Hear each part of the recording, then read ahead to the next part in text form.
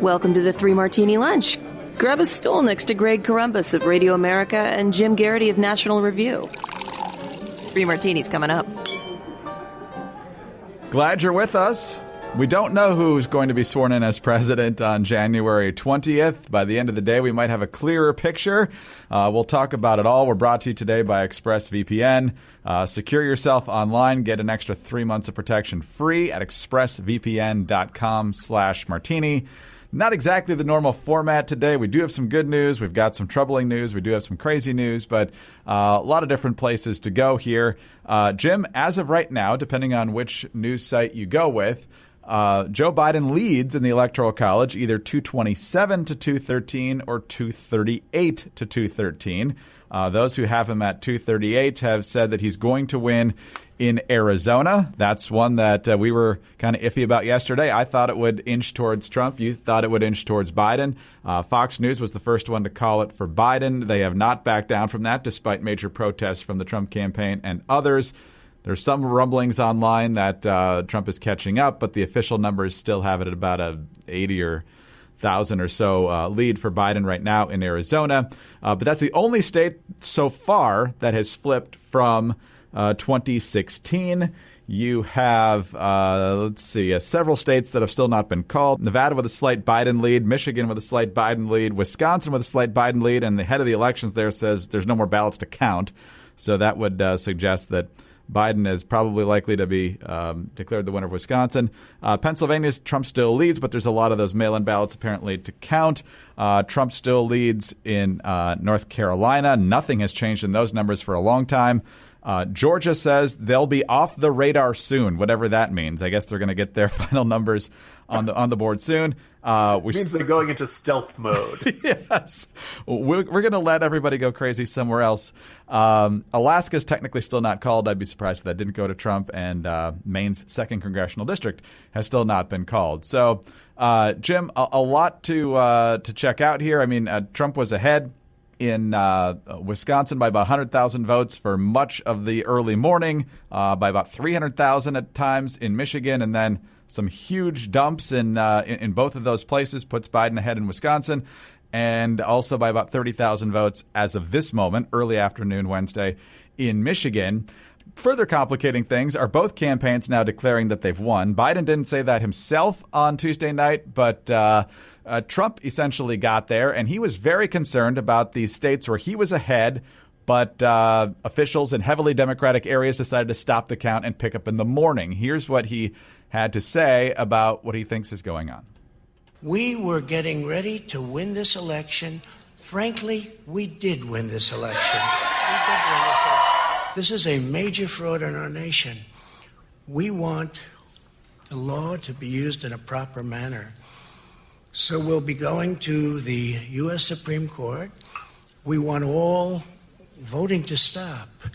We don't want them to find any ballots at 4 o'clock in the morning and add them to the list. And most people, at least on the right, are suggesting that was Trump's way of saying we don't want any more votes to be cast. Not necessarily not counted, but that was certainly how it was interpreted by some. Bob Bauer of the Biden campaign, he was a legal big shot in the Obama administration. He's the head legal guy for the Biden campaign, saying this morning, quote, "We are winning the election. We've won the election, and we're going to defend that election." So both sides essentially saying they've won. And so, Jim, the ugly scenario that we kind of feared could happen probably is going to happen here. Yeah, look, I think you did a very good job of going through all the key states. Depending on whether or not you consider Arizona called, and at this point, I actually don't think it should be considered called. I'm hearing the same kind of things from GOP officials in the state, Republicans who, Trump's, campaign folks who say, look, there's still an outstanding vote out there. It's generally in Republican-leaning areas. We think we can make up this margin. Arizona is going to be close. Every one of these states that have not yet been called are probably going to come down to 1 or 2 percentage points, if that, maybe less than a percentage point. So, when Trump says we were winning, he was. He's got every good reason for that. And when he makes the argument there should be no more cast ballots, he's right. We can count the ballots. And in most places, as long as you're postmarked by Election Day, your absentee ballot should be counted. Pennsylvania is a big exception, and I'll talk about that in a second. This is shaping up in a rather ugly way. Everybody thought, I want a very decisive, clear victor on election night. Well, obviously we don't have that. And the states that have not decided are pretty much all the really important ones, unless you want to, other than maybe Florida, Ohio, Iowa. In today's Jolt, I talked about how Texas really never should have been on that list. Maybe if you want to squint and put New Mexico or Minnesota in that category, but or Maine, I suppose. But by and large, look, the ones that don't have a definitive answer right now, whether you're looking at the New York Times website or Politico or any of these other accounts, are the really important ones. The Georgias and North Carolinas, the blue wall states, Pennsylvania, Michigan, Wisconsin, and Arizona and Nevada. Like these are all important states here. In Nevada, for example, everybody thought was pretty reliably blue. The Biden leads 8,000 votes right now. That's not a lot. So, this election. Look, right now, I think it's more likely Biden wins. I think the argument that the remaining spaces in these states are generally more Democratic leaning. Wisconsin probably should be called. Maybe by the time people listen to this podcast, it will have been officially called. Interesting thought here on Pennsylvania, and then I was looking at that, doing the back of the envelope math of what's still outstanding. And last statement from the state officials is there are about 1 million outstanding votes, right? Trump leads by 623 votes. So I looked at it, I'm like, that's got to split some huge margin in favor of Biden, something like 74 to 26. Now, somebody said, look, this is Philadelphia. These are the really heavily Democratic parts. Yeah, they do split very heavily for Biden. They think the projection is something like 78 to 21.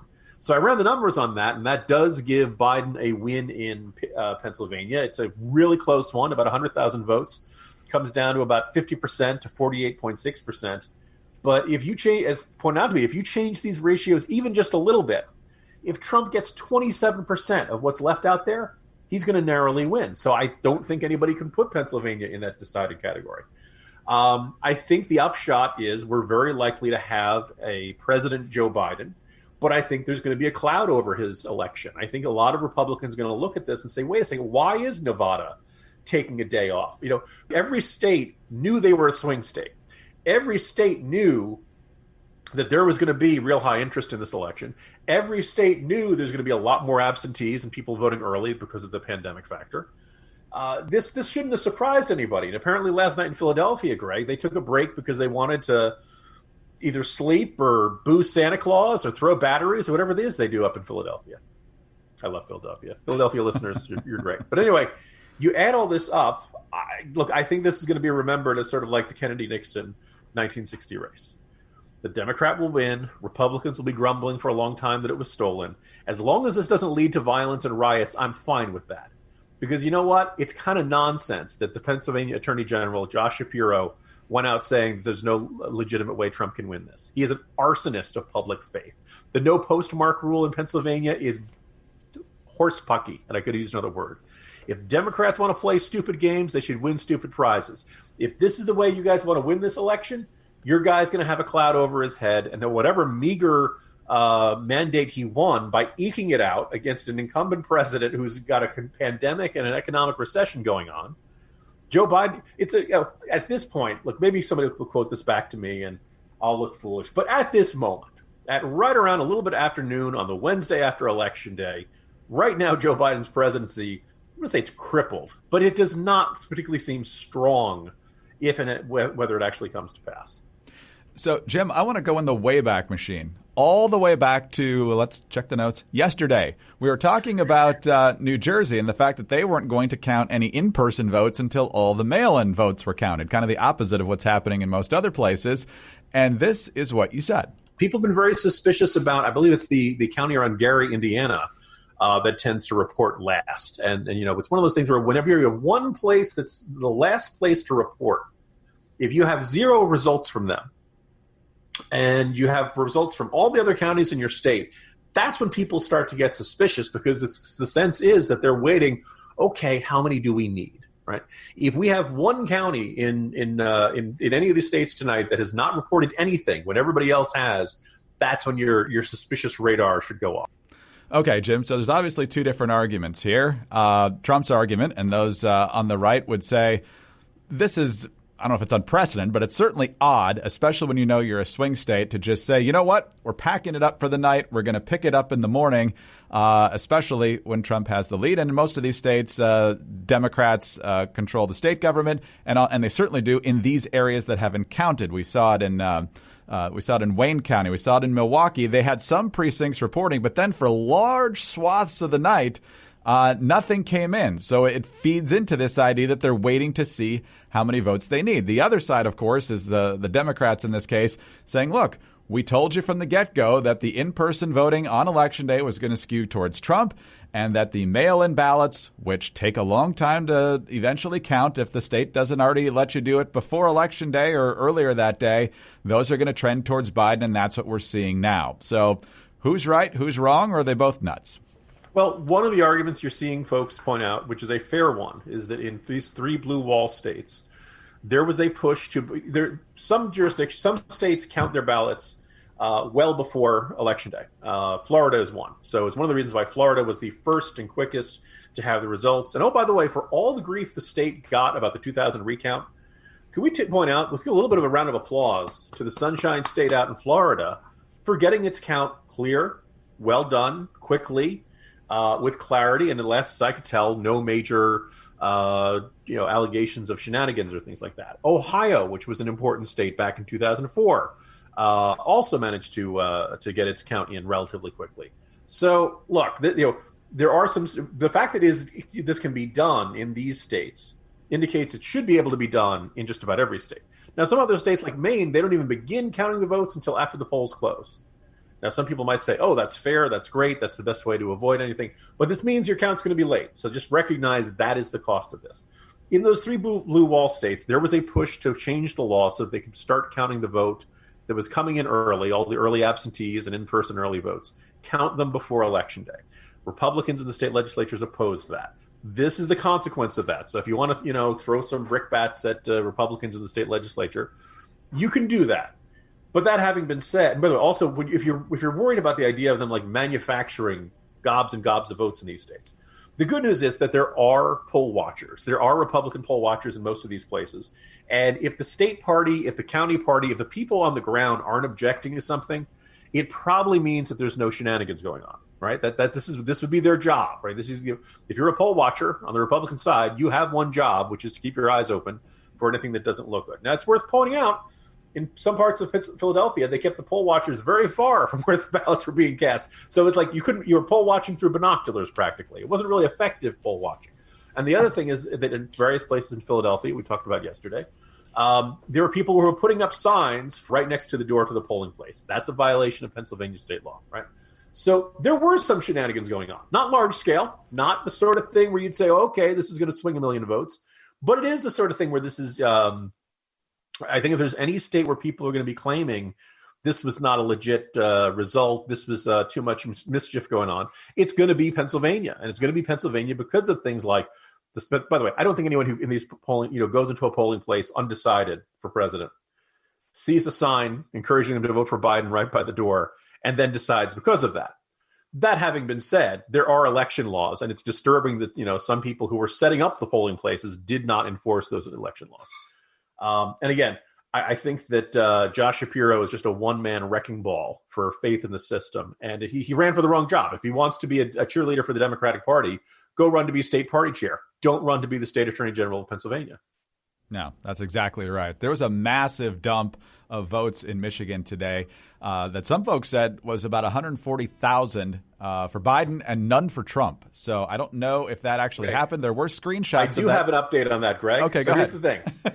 When people do the insert of all the data and they send it out, whether it's to the Associated Press or to the central state website or things like that, people make mistakes.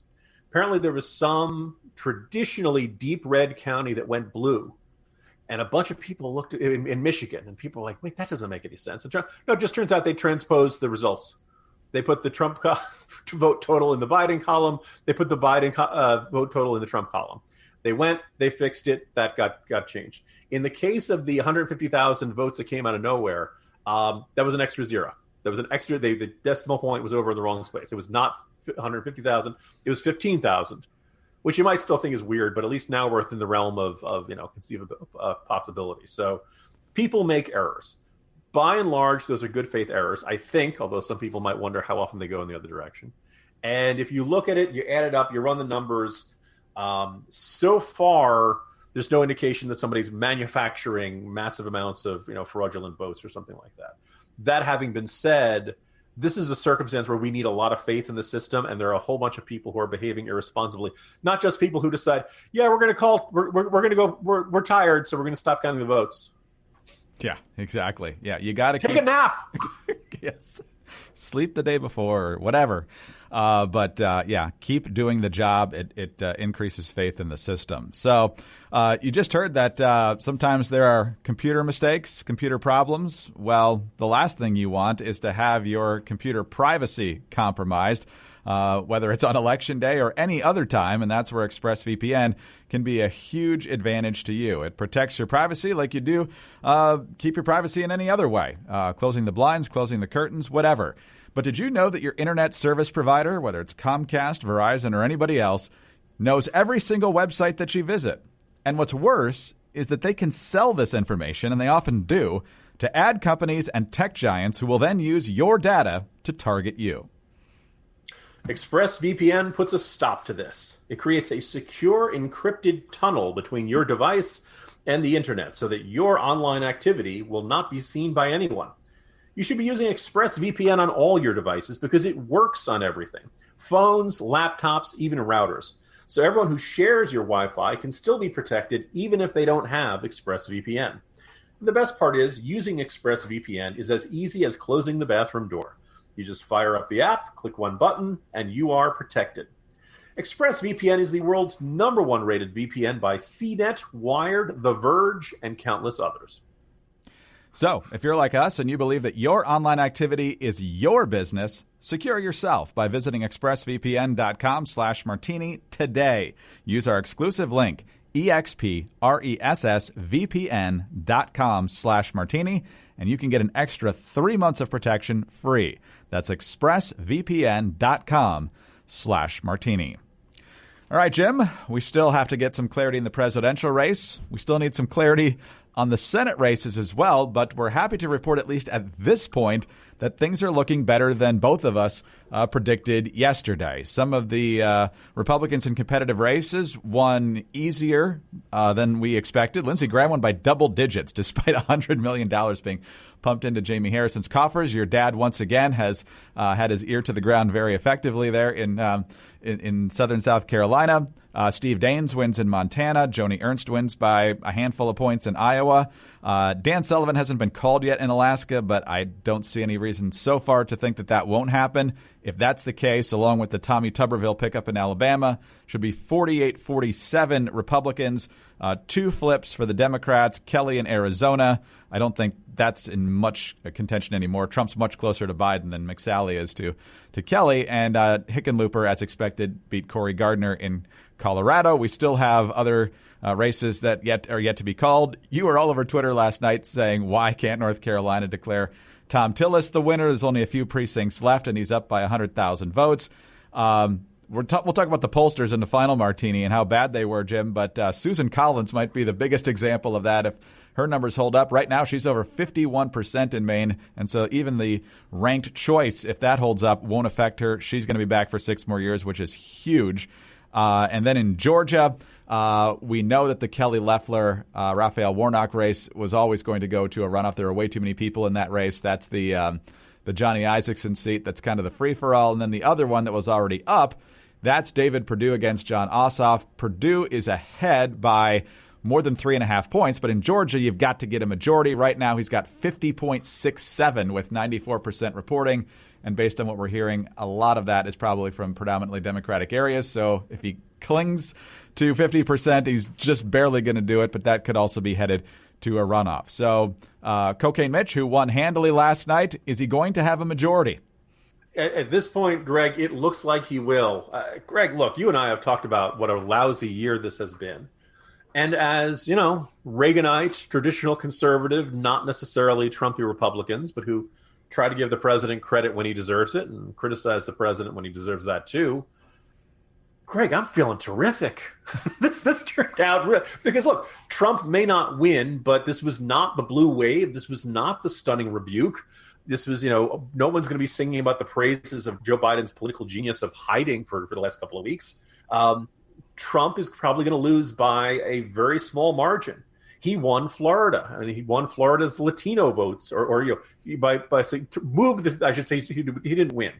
He did perform much better amongst Latino votes than Republicans traditionally do. It's a huge difference there. He won Ohio. Ohio turned out to be not that close. Iowa, almost certainly North Carolina, and probably Georgia. We're still waiting on that one. We talked a bit about the vote count in Pennsylvania. He certainly didn't come far away from winning Pennsylvania. And all of these states that were, swing states, Arizona, Nevada, Wisconsin, he's not losing by much more than like 2 percentage points. These are going to be probably 50 to 48.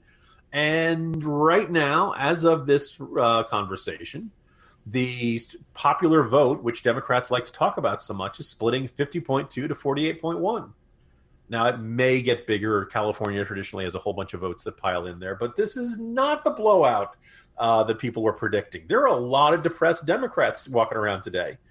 And, I'm not necessarily a person who's always trying to use a moisture evaporator to bring liberal tears to hydrate myself. But this is a pretty darn good turnout. And it's made better by the fact that the Republicans appear to have kept the Senate, which, by the way, most people did not expect to happen. Most people were expecting it was going to be 50-50 if they're lucky, 51-49 if they're super lucky, and and probably Democrats would be gaining. And some people thought they'd pick up, 52 seats, 53 seats, 54 seats. I don't know about you, Greg. All I want for Christmas is John James in the Senate. He is still in it. This thing's going to come down to the wire. If John James wins, he's going to be a superstar. Susan Collins was supposed to be toast, and right now she's hanging on. Tom Tillis. Greg, how many times do we talk about how Cal Cunningham was reaching out to women voters? Way too often in the wrong ways, yes. Yeah, Tillis was not that weak a candidate. I don't know what they're waiting to call on that one. If Biden wins Republicans should have the advantage in one or both recounts in Georgia. Right now, it looks like they might not have to go to a runoff in one of those races. And I just want to let's take a moment to talk about these national Democrats who fall in love with some sort of I call them the Great Southern Democratic Hopes. Beto O'Rourke was a good example of it. You can go back to Michelle Nunn. John Ossoff was one in a previous a few years ago in that special House election. Look, we probably predicted Amy McGrath was not going to come that close. She spent a ton of money, lost by 20 points. I imagine right now there's some Kentucky Democrat who is beginning fundraising for the next run against Mitch McConnell 6 years from now. Democrats, you cannot beat Cocaine Mitch. You should just stop, pouring money into that sinkhole. No, they shouldn't. But the one that really jumps out is Lindsey Graham over Jamie Harrison. As of this point, he won by 14 points. This was not close. Jamie Harrison has the worst. It turns out I'm going to pronounce the name Jamie Harrison. Greg, you and I both have spent time in the Low Country in South Carolina. Yes. I'm going to try to pronounce Jamie Harrison with an authentic South Carolina accent. You ready? Sure. Beto O'Rourke. That's what it sounds like. Some people hear Yanni, but so again, I am tired. I mean, I'm not frustrated because I didn't spend $100 million to try to elect this guy. Democratic grassroots donors should be really furious about this. But you know what? Quinnipiac had, this is kind of segueing to our next one, our next martini. Quinnipiac said that race was tied 3 times. And Lindsey Graham went out and won by 14 percentage points. By the way, in the House, Republicans are picking up seats. I think it's 5 seats at this point. Democrats thought they were going to expand their majority. Didn't get a lot of attention, but Republicans won all the governor's races they were supposed to win last night. Nobody thought they'd have a chance in North Carolina. Roy Cooper was expected to win by a huge margin. He's up by 4 points right now. That's a respectable turnout. The down ticket races, lieutenant governor, and all that other stuff, Republicans did well in the Tar Heel state. We're a ways away from knowing how every state legislative race and all that kind of stuff. But by and large, Republicans showed up to vote yesterday, and they did pretty good. It was not necessarily it certainly wasn't a blue wave. I don't know if you characterize it as a red wave, but Republicans did decently, and you're probably going to have a President Biden, a smaller House majority, a narrow Republican majority. We got 6 Supreme Court justices who are generally rightward, depending on the mood of John Roberts. Greg, I don't know about you. I'm feeling fantastic this morning. There's still a long way to go here. Some interesting House races. There's way too many, of course, to keep track of all the way around. But your parents, to bring them back up again, we'll have a Republican member of Congress again. Nancy Mace did defeat Cunningham there, which was generally always been a conservative district. The good night for the Republicans in Florida extended to 2 House seats in southern Florida, including what I think is going to be the final political retirement for Donna Shalala down there. Also, remember the Dan Crenshaw and his 5 Top Gun friends there in that awesome ad? 2 of them won, 2 of them lost, and 1 is still not yet been called. One of the ones that they did hold, though, was Texas 23, which is always a very tough race for Republicans. That's the seat that Will Hurd is retiring from and has been kind of bounced back and forth over the years. Also, even though she got closer than any rational group of voters should have allowed her to, Wendy Davis has lost again in Texas 21. Chip Roy was reelected there. The president's former doctor, Ronnie Jackson, is the new congressman from Texas 13. That's a deep Republican district. Got to add a little bit of bad news, though. The squad is going to expand to at least 5 members now. The original 4 all got reelected easily, and now in Missouri 1, Cori Bush was easily elected because she beat Lacey Clay Jr. there in the primary. So interesting news on the House side. And then there's also some ballot initiatives. Weed, once again, very popular. In a lot of different states, legalized for recreation, legalized for growing, for medicinal purposes. Mississippi's got a new state flag without the Confederate battle flag being part of it. Split vote on abortion. There's no constitutional right to an abortion now in the Louisiana Constitution. Colorado voters, though, denied a ban on abortion after 22 weeks. And then the good news out of California is that it looks like the gig economy issue was decided in the right way. And California voters also decided against racial preferences that the Democrats wanted there. So, again, some more things to be happy about. Greg, I think probably a good way of wrapping up the upshot of all of these races as they look at this point.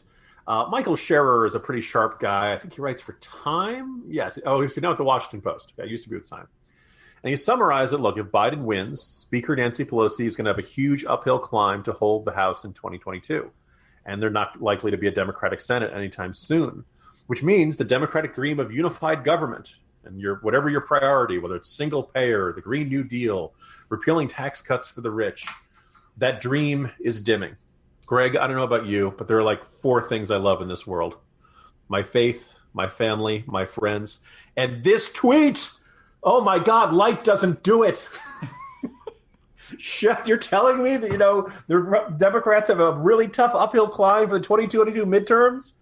And then they got to hope for Biden being, pulling a rabbit out of a hat again or running Kamala Harris? Greg, this is old Milwaukee time. It doesn't get any better than this. There's all that talk about, packing the court, not going to happen. All that talk about, getting rid of the filibuster, not going to happen. All of the worst scenarios at this point are off the table. I'm going to have I'm going to be walking around with a smile on my face for weeks. Well, let's finish the vote counting, especially in these key battleground states for president and Senate, because we're not to 51 yet, and we haven't decided who the president is yet. So hope springs eternal in a number of ways. Hey guys, it's Mock and Daisy from Chicks on the Right. We're excited to tell you about our podcast, the Mock and Daisy Common Sense Cast. From discussing topics like cancel culture, what's happening to our new generations, crises in our nation, and even some high-profile interviews, each week we touch on subjects that matter to us and matter to you. And we're not afraid to tell you how it is. So tune in every week to hear us talk about the things or even just get a good laugh. To find out more, go to our website, chicksontheright.com, or start listening on the Apple Podcast app, Spotify, or your favorite podcast app. Don't forget to leave a comment or review and subscribe. All right, Jim, we've alluded to it a couple of times here. Let's talk about the pollsters and how much they suck. We've got, we talked about the Lindsey Graham, Jamie Harrison race. We talked about how they thought it was going to be much closer in the presidential race in Ohio. Even the states where Biden, if he does eke out wins in Wisconsin and Michigan, most folks didn't have it that way. I mean, a lot of pollsters had Biden by double digits in Wisconsin. That's obviously not going to happen. If Biden, in fact, wins, Trafalgar is going to be wrong about that. But I think overall they're much closer on everything. I mean, you still had some pollsters saying Biden by 5 in Florida at the end. Others had gotten it narrower just to maybe cover their backsides a little bit. But, Jim, either people are toying with the pollsters, people are ignoring the pollsters, so they're getting their sampling screwed up. Pollsters just don't know what they're doing anymore. I mean, some of these, especially Quinnipiac, I mean, they got egg all over their face. Frank Luntz says the industry's destroyed. So what's the reality here? First of all, Robert Kahali of Trafalgar is going to be an absolute superstar, and he deserves to be. And he had a quote in an interview with Rich Lowry a couple of weeks ago, which I think puts his finger on something pretty darn important. He pointed out that Trafalgar does not ask a lot of questions in their surveys. They get in, ask a couple of questions, get out. And he said, look, I don't believe in long questionnaires. I think when you're calling up mom or dad on a school night and they're trying to get the kids dinner and get them to bed, and that phone rings at 7 o'clock and this was to stop what they're doing and take a 25 to 30 question poll, no way. And he says you end up disproportionately representing the people who like to talk about politics, which is going to skew towards the very, very conservative and the very, very liberal and the very, very bored. And the kind of people that win elections are the people in the middle. So I think they miss people in the middle when they do things that way. The other point, which was really, I think, illuminating, came from Patrick Ruffini, Republican strategist, been around a long time. I'm looking at the numbers here, and we're looking at something like 136 million votes. We still got some coming in, so let's say we're in the 140 category, 140 million. So maybe polling that first 90 million or 100 million people, or getting a sense of what they think is pretty easy, right? Maybe the chunk of Americans who follow this stuff, and when the phone rings, they're eager to talk about it, and they can't wait to tell how much they love the president or they can't stand the president and who they're going to. That's fine. But that other 50 million or maybe 70 million, so whatever that that group of people who are just not that into politics, but they vote certainly in presidential election years, and they probably vote in a bunch of midterms, and they're not going to answer the phone, and they don't really feel like talking about it, and they certainly don't. They don't have the time, or maybe they support the president and they don't really want anybody else to know about it because they know some people will jump down your throat over it. So, add it all up, a whole bunch of the criticisms of the polling industry heading into Election Day 2020 was absolutely accurate. And Trafalgar got endless amounts of grief for going against the grain, and he turned out to be right. Everybody else was wrong. And we can laugh about it, Greg. If you're a Democratic candidate and you were, first of all, if you're Jamie Harrison, like we're, besides how much embarrassed you must feel of losing by 14 after having more money than anybody else had. By the way, whose record he beat? Beto O'Rourke. This pattern of the polling tells Democrats they have a shot in certain races, and then they don't. And oh, by the way, the polling says Republicans don't have a shot in certain places. And it turns out they do. Trump didn't just win Florida. He won by about 3.5 times his margin last time. A whole bunch of these states said, oh, no, the Democratic blue walls, was solid as ever. And NBC had Wisconsin had Biden up 17. He's going to be lucky if he wins by a point, maybe a point and a half, right? Michigan, one state after another, it's the same. Nevada, I don't think Trump ever led in Nevada, or if he did, it was only 1 or 2 here. John Ralston, who I think of as a genius, or probably covers the state as well as anybody, said, "Oh no, this thing's safely in the bag." Look, it looks like Biden's going to win by about 0.6 of a percentage point. That's not very much. So polling is broken, and from that polling, I think a lot of attitudes get shaped. By the way, it shaped my attitudes too. By the way, I'll point out the only state that looks like I'm going to get I'm definitely going to get wrong right now, or at least I feel is wrong based on what we see right now, is North Carolina.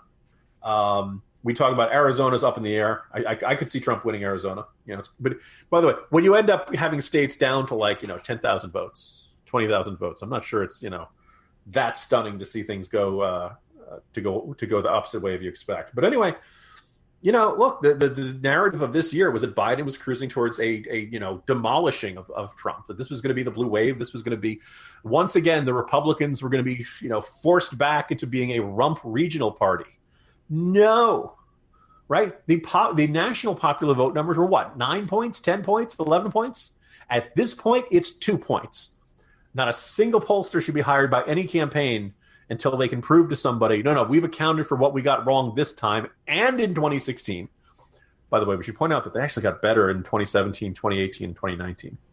So maybe it's only in huge turnout presidential election years. I don't know. They need to go back to the drawing board. And until they can prove, yes, we know what we're doing, they have every reason. They deserve every bit of criticism they're going to get, and they deserve every bit of skepticism they're going to get. And that's with so many races still uncalled here, Jim. So we've got plenty more to talk about the rest of the week. Get some rest. Talk to you tomorrow. See you tomorrow, Greg. Jim Garrity of National Review. I'm Greg Corombos, Radio America. Thanks very much for being with us today, as always. Don't forget about our friends over at ExpressVPN. And get that internet protection at expressvpn.com/martini. Also, please subscribe to our podcast if you don't already. We also love those kind reviews and the 5-star ratings. You can also get us on those home devices. Just say play 3 Martini Lunch podcast.